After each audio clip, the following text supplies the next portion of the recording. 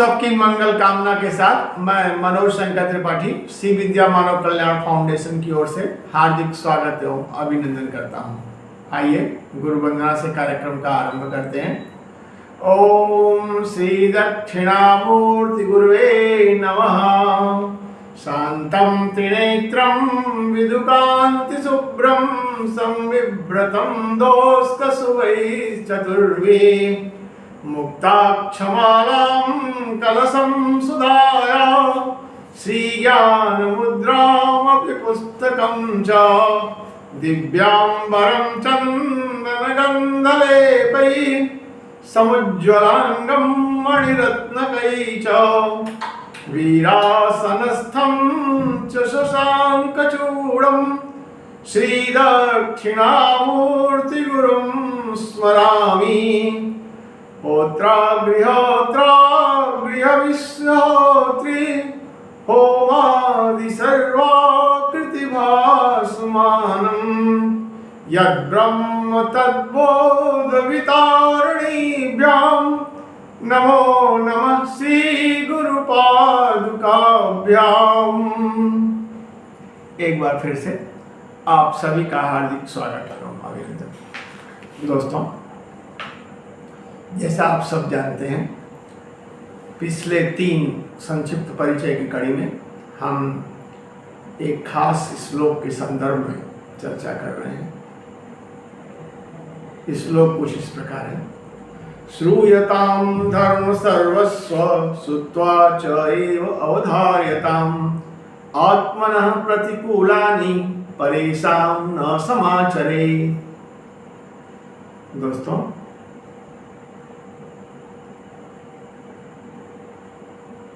हम आज जो है जिस कड़ी में आगे बढ़ने वाले हैं, आगे बढ़ने से पहले आइए पिछले कड़ी का कुछ सार समझते हैं। तो दोस्तों, पिछले अंश में हम लोगों ने चर्चा किया श्रूयताम धर्म सर्वस्व श्रुत्वा च एव अवधार्यताम्। कहने का अर्थ यह है कि जो भी धर्म का सार है, आप अपना कदम आगे बढ़ाने से पहले आवश्यक है कि आप अच्छे से भली प्रकार से समझ लें कि जो शरीर है आपका, उसका गुण, धर्म और स्वभाव क्या है। तो यही लाइन ये कहती है, श्रुत्वा धर्म सर्वस्व श्रुत्वा च एव अवधार्यताम्। पहले उसको किसी विज्ञ उससे मिलें, सानिध्य में रहें और समझें। उसके बाद क्या है, समझने के बाद श्रुत्वा च एव अवधार्यताम्, उत्साह से संपन्न होकर उसकी क्रियाविधि को समझें और विधि पूर्वक क्रिया करते हुए उसको क्या करें, धारण करें। ये जो है, ये प्रत्येक मनुष्य का धर्म है। इसीलिए भगवान कहते हैं गीता में, धर्मो रक्षति रक्षितः। क्योंकि जब आप विधि पूर्वक अपने धर्म को समझने के बाद उसको आचरण में उतारते हैं, तो वो जो धर्म है दोस्तों, वो प्रत्येक कदम पे आपकी रक्षा करता है। धर्मो रक्षति रक्षितः।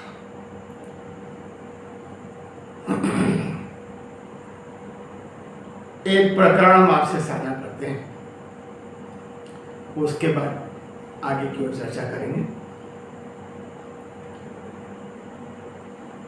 एक बार की घटना है। घटना कुछ बहुत ही उसमें है, जबकि मैं काफी परेशान था। पत्नी बीमार थी और मैं जो है वो हॉस्पिटलाइज उनको करना था, ऑपरेशन होना था। ऐसे में मैं बहुत परेशान था। कुछ अपने निकट के यहाँ, निकट संबंधियों के पास मैं गया। मुझे ये उम्मीद थी कि वो थोड़ा मेरा मदद करेंगे, क्योंकि मैं अकेला था, पत्नी थी। समझते ही हैं, अगर कोई औरत हॉस्पिटलाइज है तो एक दो लोगों की जरूरत तो पड़ती ही है। अतः मैं कुछ इसी भाव से एक दिन पहले शाम को मैं गया। तो दोस्तों जानते ही हैं, तो लोग के मन में आया कि तो मामला बहुत फंसा हुआ है, बिना उसके तो काम होगा नहीं। तो कुछ ऐसा उन्होंने चर्चा किया अपना अवसर देख करके कि ये अच्छा अवसर है और ये जो है इसको तो झुकना ही पड़ेगा। मेरे स्वभाव में नहीं था कि जब मैंने गलत किया नहीं तो मैं उसको गलत क्यों मानूं। अतः तमाम प्रयास के बाद मैं उठा और चल दिया। मैंने कहा ठीक है, ये मेरा धर्म स्वभाव नहीं कहता, तो इसलिए मैं भाई जो मैं किया नहीं उसको तो मैं नहीं कह सकता। मैं उठा चल दिया। तत्पश्चात कुछ ही समय बाद स्थिति बहुत खराब हो गई। पत्नी का स्वास्थ्य बिगड़ता देख मैं अपना गाड़ी लेने के लिए जा रहा था, तभी अचानक ये संकट मोचन पुल के आसपास की घटना है। मैं जा रहा था तलाश में गाड़ी की, मुझे एक आवाज आई। आवाज सुनकर मैं बहुत चकित हुआ। अगर आसपास देखा कोई नहीं था। फिर मन में ऐसी पता नहीं कौन सा भाव आया कि मैंने आवाज के हिसाब से काम करना शुरू कर दिया। उसमें स्पष्ट बोध था, स्पष्ट आदेश था। कहीं एक दूर की रिश्तेदार थी, तो ये था कि तुम वहां जाओ, बाकी सब हम देख लेंगे। दोस्तों मेरा हौसला बुलंद हुआ इसके बाद, और मैं गया, उनको वहां से लिवाया, फिर अपना गाड़ी करके इनको उधर से ले गया। कुछ ऐसा संजोग बना कि जहां मैं जाना चाह रहा था इस हॉस्पिटल में, उन लोगों ने कहा कि नहीं अभी कोई दिक्कत नहीं। ठीक है, मैंने कहा ठीक। उन लोगों ने डिस्चार्ज कर दिया कि नहीं एक दो दिन बाद आप जो है अपना कुछ रिपोर्ट वगैरह लेके आए। उसके बाद हम लोग आ रहे थे, तो उन्होंने कहा कि चलिए एक और जगह देखते हैं। मैं वहां गया दोस्तों, सारा कार्य जो उसी दिन संपन्न होगा जैसा कि आकाशवाणी थी, और इतने आनंद से। हॉस्पिटल छोटा था, स्टाफ कम थे, सब मानते थे। एक हफ्ता बीत गया, सारी व्यवस्था स्वतः हो गई। कहने का अर्थ यह है कि यदि आप अपने धर्म और स्वभाव के अनुसार आचरण करते हैं तो आपकी प्रकृति हरदम जो कि आपके साथ है उसका सानिध्य आपको प्राप्त होता ही है। ये घटना वास्तविक है, कोई काल्पनिक नहीं। यही स्पष्ट ये जो श्लोक मैं आपके सामने कहता हूं, श्रूयताम धर्म सर्वस्व श्रुत्वा च एव अवधार्यताम आत्मनः प्रतिकूलानि परेशान न समझेत। यानी जो आपकी जो प्रकृति है उसके खिलाफ है तो आप उस आचरण को बिल्कुल न करें। आगे प्रकृति आपकी रक्षा करेगी, ऐसा स्पष्ट रूप से ये पंक्ति बताती है। और जो श्लोक हमने भगवान श्री कृष्ण ने गीता में कहा है, धर्मो रक्षते रक्षिता,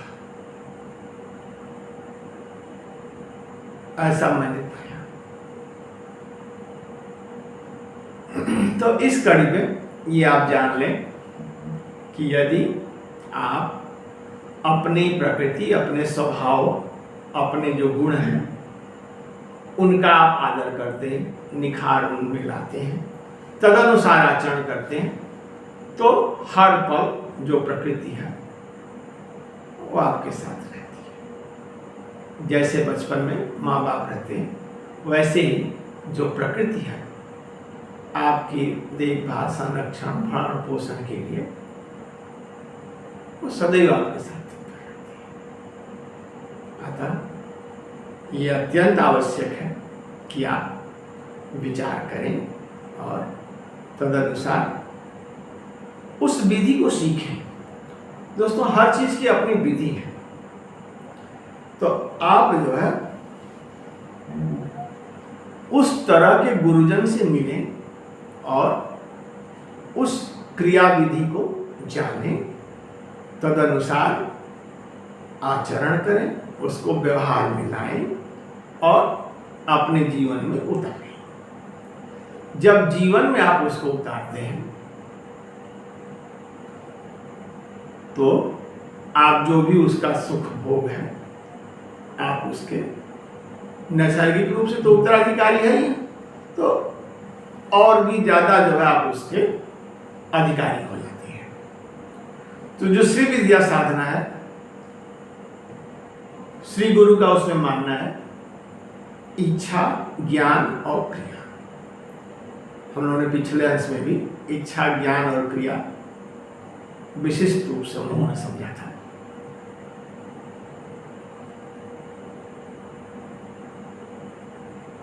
तो जब आप इच्छा, ज्ञान और क्रिया,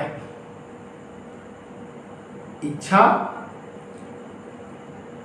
जब सृष्टि में सृष्टिन्मुख हुई भगवती, तो प्रत्येक प्राणी में खास इच्छा और एक खास विद्या। हर व्यक्ति विशिष्ट है। तो दोस्तों, जब आप अपनी विद्या और अपनी इच्छा, जब दोनों का सम्मान करते हैं, तो वो जो विद्या है वो सदैव आपके हित के लिए सदैव तत्पर रहती है और आपको सब भोग जो है वो प्रदान करने में समर्थ होती है। इसीलिए श्री विद्या साधना में जो प्रथम शिष्य क्रम है, उसमें जो हमने आपको सुनाया था श्री गुरु का, स्पष्ट रूप से उन्होंने कहा कि जो शिष्य क्रम की दीक्षा है वो शिष्य को इसलिए दी जाती है कि नैसर्गिक रूप से जिस सुख संपदा का वो अधिकारी है वो उसे प्राप्त हो सके। तो जब आप इच्छा, क्रिया और ज्ञान, ज्ञान मतलब कर्म, इच्छा, ज्ञान और क्रिया, क्रिया का मतलब कर्म हो गया।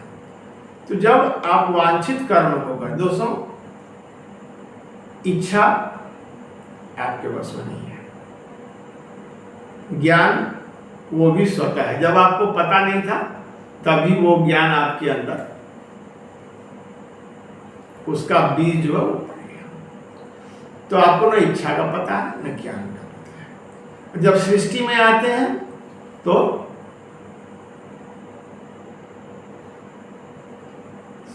समस्त सृष्टि जो है वो आवरण से आच्छादित है। तो व्यक्ति क्या करता है कि इधर उधर से चीजों को देखता है, सीखता है और उसके अपने करीबी उसको सिखाना शुरू करते हैं, और वो जितना ही सीखता है उतना ही अपने मूल स्वरूप से वो दूर हटता चला जाता है। फिर धीरे धीरे हम आगे बढ़ते हैं। आगे बढ़ने के बाद और समाज के संपर्क में आते हैं। जब समाज के संपर्क में आते हैं, इच्छा तो मेरी जो है आनंद प्राप्ति की है, लेकिन जो ज्ञान है, जो ज्ञान हमारे अंदर संचित है, उस पर अपना ध्यान न केंद्रित करके हम इधर उधर से ज्ञान जो है बटोरते हैं। दरअसल ज्ञान क्या, वो मतलब हम अपने उसमें अगर भाषा में कहें तो विद्या और अविद्या। जो हमारे अंदर विद्यमान है वो विद्या है, उसके अलावा हम जो भी सीखते हैं वो अविद्या है। संसार में रहना है तो विद्या और अविद्या दोनों के बीच में सामंजस्य का होना आवश्यक है। हम ये नहीं कहते कि अविद्या नहीं सीखना, अविद्या भी आवश्यक है और विद्या भी। क्यों? क्योंकि जहाँ अंधकार है वहीं प्रकाश है। जहाँ जितना ही घना अंधकार है वहाँ उतना ही प्रकाश है। ये दोनों साथ साथ चलते हैं। दोनों जो है एक सिक्के के दो पहलू हैं। एक अंधकार है तो दूसरा हिस्सा उसका प्रकाश में।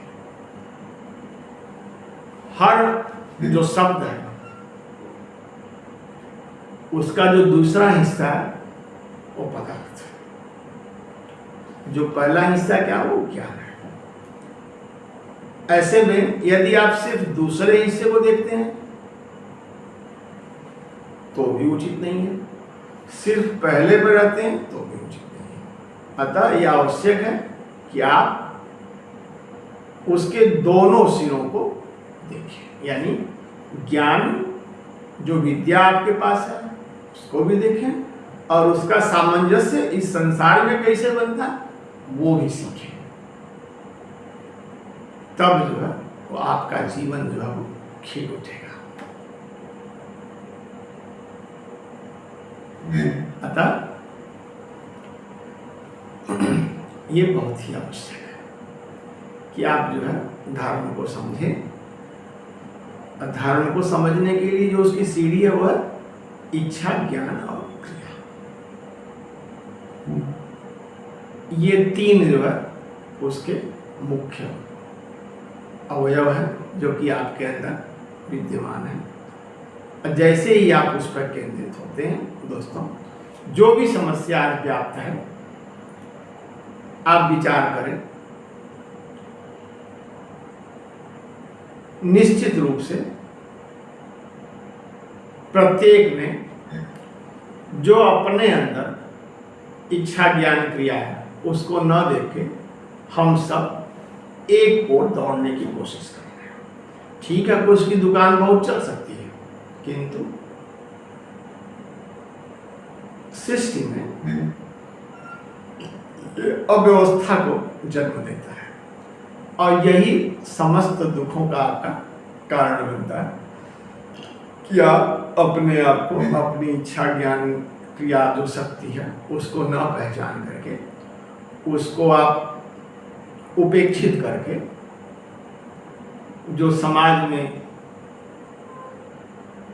इधर उधर देख करके दौड़ लगाते हैं, तमाम चीजों से आकलन करके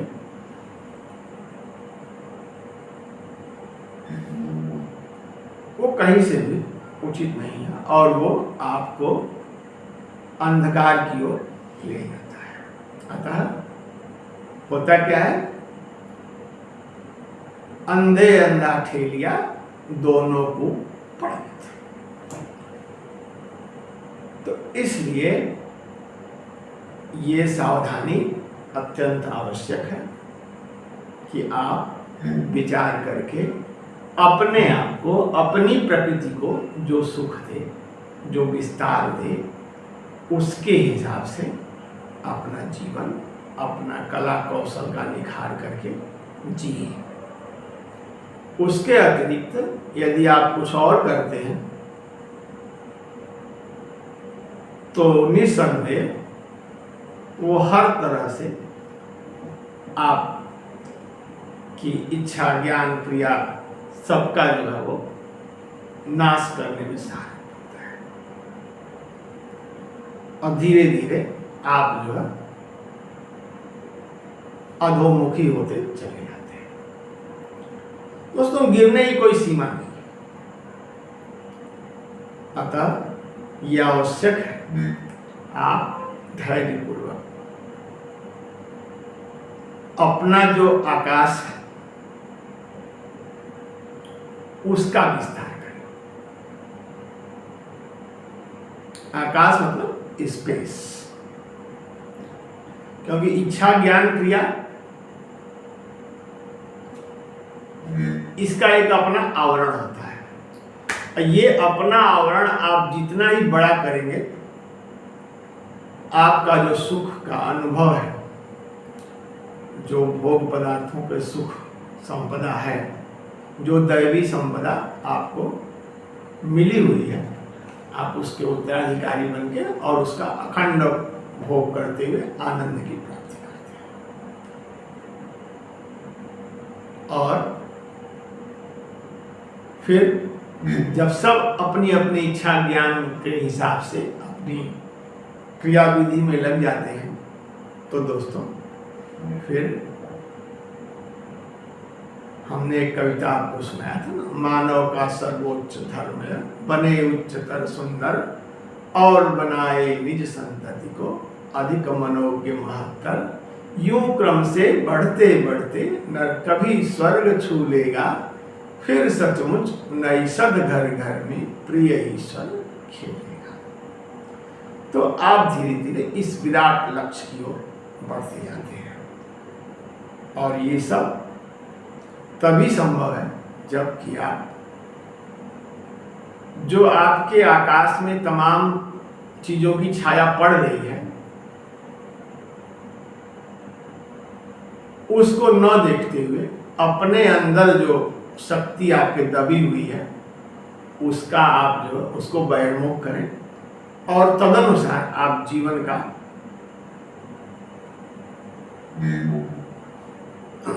जीवन में आनंद और सुख की प्राप्ति करें।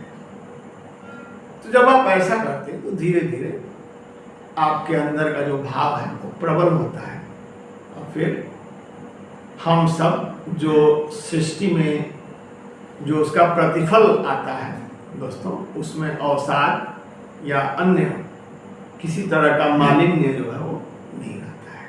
उसमें भव्यता, दिव्यता और हर एक की मंगल कामना।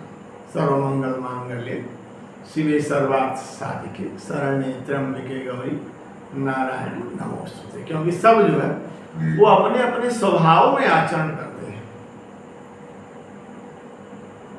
समस्त दुखों का जो मूल बिंदु है वो यही है कि आप अपने जो स्वभाव धर्म है उसमें अपना आचरण न करके सब एक ओर जाना शुरू कर देते हैं।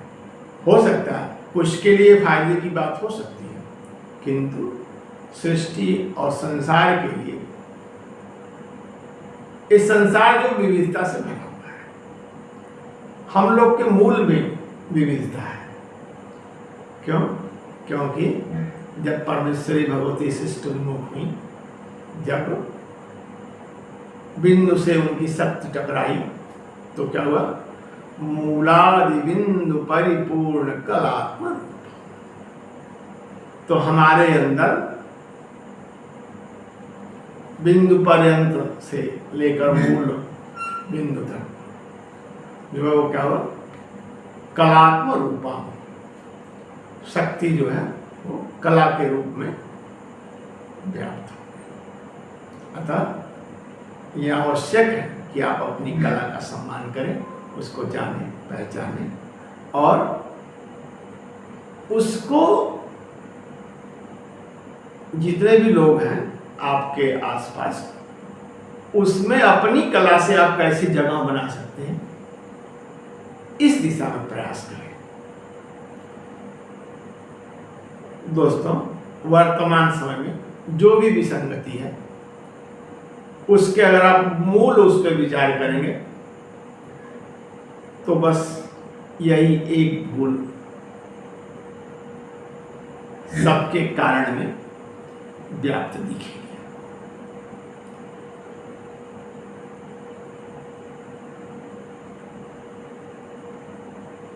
व्याप्तता की वजह जो मार्ग हमारे ऋषियों ने, मनीषियों ने बताया, उससे हमारा विमुख होना है। दोस्तों, ये जो ग्रंथ है, जो श्लोक हम आपसे साझा कर रहे हैं, शायद ये पद्म पुराण से है,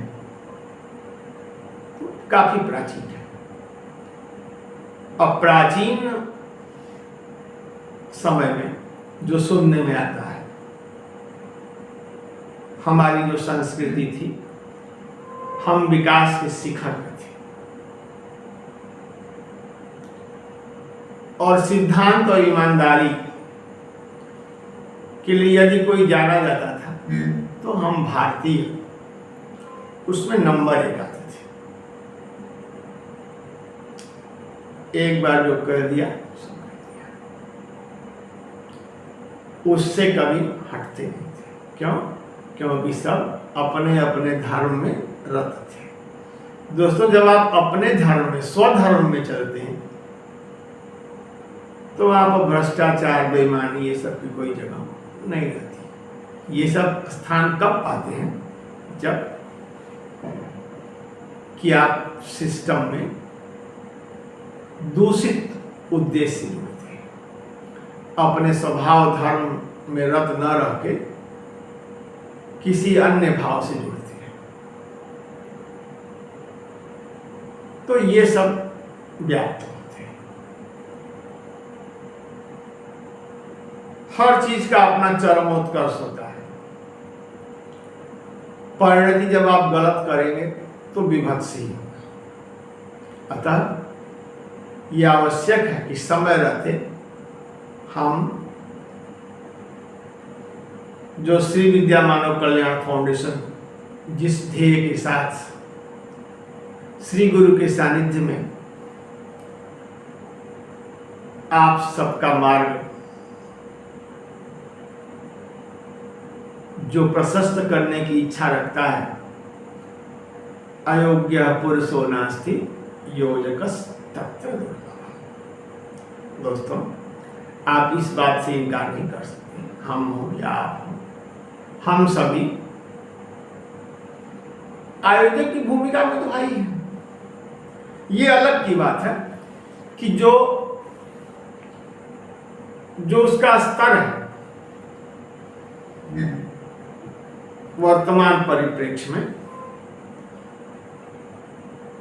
हो सकता है दूषित हो, किंतु हर व्यक्ति को यह सौभाग्य है कि वो अपनी जो शक्ति है उसको अच्छे से व्यवस्थित ढंग से उत्साह से संपन्न होकर के विधि विधान पूर्वक क्रिया विधि को समझकर और उसको फिर आचरण करें। ये तो सभी का है, हम आप सभी चाहते हैं। ये अलग की बात है कि हम जब अपने धर्म में, अपने स्वभाव में रत नहीं रहते तो उसका जो पालन है ना, अपने जो उसमें समझते हैं कि ये मेरा अपना है, उसमें भी नहीं कर पाते। क्यों? ये दृष्टि और भाव की चर्चा हम लोग पहले ही किए थे। तो दृष्टि और भाव जो है वो कहाँ से संचालित होते हैं? वो आपके गुण धर्म स्वभाव से। जब आप उसको छोड़ देते हैं तो दृष्टि भी धीरे धीरे खत्म हो जाती है। एक कथा आप सुने होंगे सभी लोग, भगवान रामचंद्र जी चक्रवर्ती, उसमें राजा दशरथ के पुत्र थे।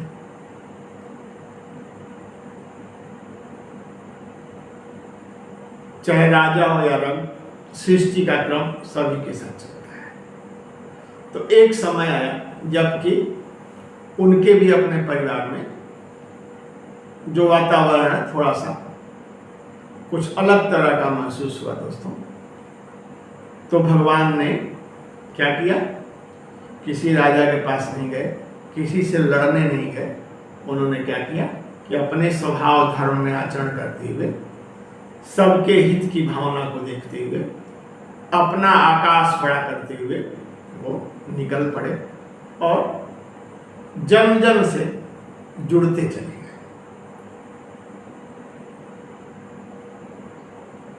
किसी राजा के संरक्षण में नहीं गए, न उन्होंने किसी राजा से कोई सहायता नहीं। सभी लोग जानते थे, प्रतापी थे, किंतु किसी राजा के यहाँ वो नहीं गए, ऋषियों के यहाँ गए, जहाँ से उन्हें ज्ञान मिला। और उस ज्ञान को उन्होंने किसके साथ साझा किया? जो अन्य पिछड़े थे।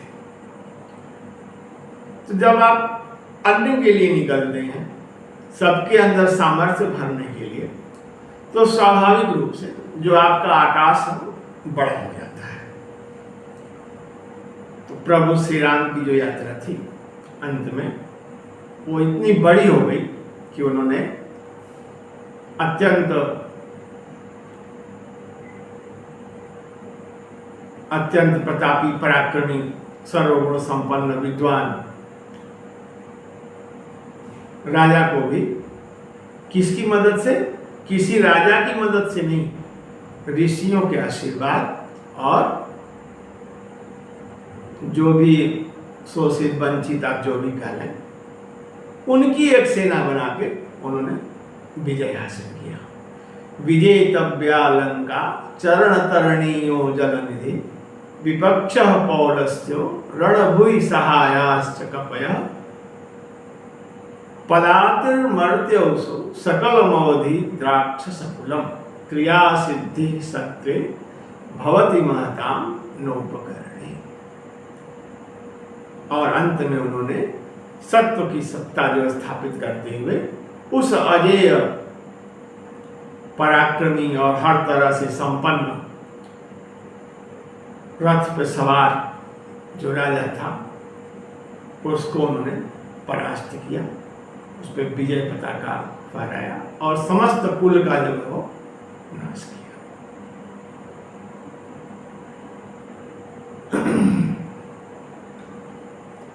यही आज का प्रेरक प्रसंग है। तो दोस्तों, आप घबराएं नहीं, अपना जो सोच है, सोच क्या है, वही आकाश है, तो उसको थोड़ा विस्तृत करें। विस्तृत करने का तरीका क्या है कि कुछ नहीं करना है, अपनी इच्छा, ज्ञान और क्रिया उसका विस्तार करना है। धीरे धीरे जब वो बढ़ेगा तो अपने आप जो पूरे सृष्टि में छाएगा और आप ख्याति प्राप्त होंगे। प्रभु इसके उदाहरण है। आज भी सभी लोग रघुपति राघव राजा राम, पतित पावन सीताराम, आज भी उनका जो लोग स्मरण करते हैं और ये इच्छा रखते हैं कि हम भी जो है उन्हीं की तरह तपस्वी बने और सबके ऊपर वो राज करें। तो दोस्तों, अगर आपको राज करना है तो उसके पीछे यही मूल मंत्र है। इसके अतिरिक्त यदि आप सोचते हैं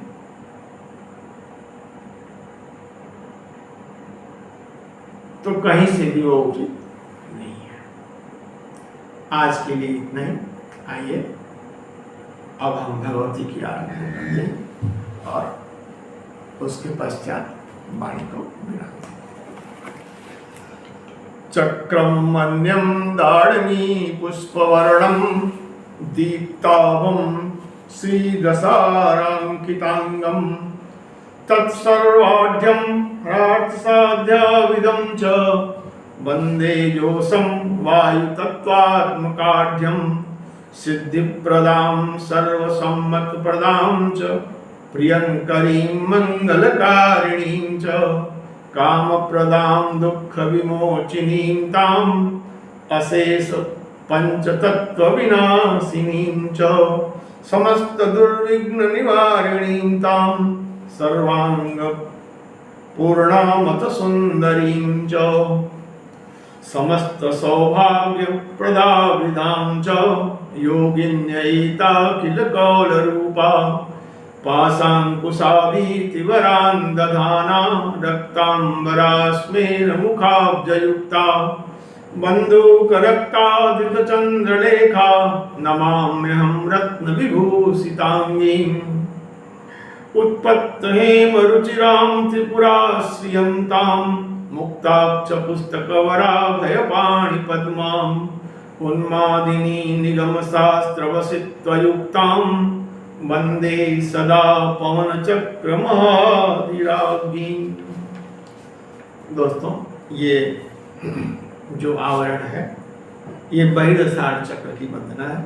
मैं एक अन्य चक्र की हृदय से वंदना करता हूँ, जो दाड़िम पुष्प के समान लाल वर्ण वाला, दीप्त कांति वाला, 10 आराओं से अंकित अंग वाला, सर्वार्थ साधक तथा वायु तत्वात्मक है। ये जो वर्णन है ये बहिर्सार चक्र का है। और श्री विद्या आवरण के क्रम में जो खष्टम आवरण है दोस्तों, ये बहुत ही, इसका जो स्वरूप, इसमें भगवती जिस स्वरूप में विराजमान है ये जो स्वरूप है ये आपको सब सिद्धियों का देने वाला, सर्व काम प्रदा, सभी कामनाओं का पूर्ण करने वाला, सबकी मंगल करने वाला, सब दुखों का नाश करने वाला,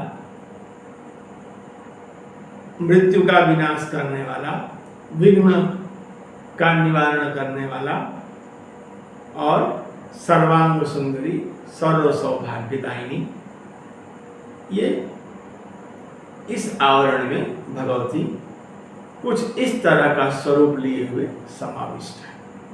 अतः आज का जो आवरण था और जो भगवती का स्वरूप है हमने आपके सम्मुख रखा। हमें उम्मीद है आप धीरे धीरे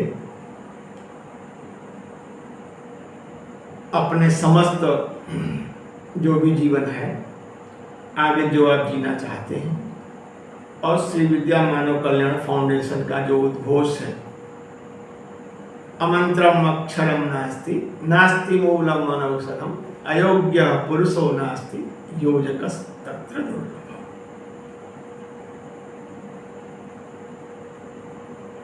सब पर विचार करते हुए शीघ्र इस ओर अपनी शक्ति को जो है